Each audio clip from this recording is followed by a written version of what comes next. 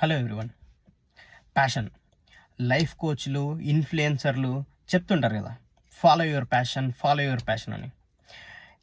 అసలు ఈ ప్యాషన్ అంటే ఏంది? ప్యాషన్ అంటే మనలో ఉండే ఒక బర్నింగ్ డిజైర్ అంటారు కదా. అంటే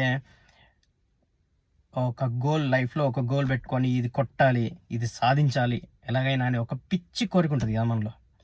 అది ప్యాషన్, రైట్? అయితే మీలో ఎంతమంది మీ ప్యాషన్ని ఫాలో అవుతున్నారు? నేను 3 క్వశ్చన్లు అడుగుతాను. ఎస్, మేము మా ప్యాషన్ని ఫాలో అవుతున్నాం కానీ అనే క్వశ్చన్ ఉందా?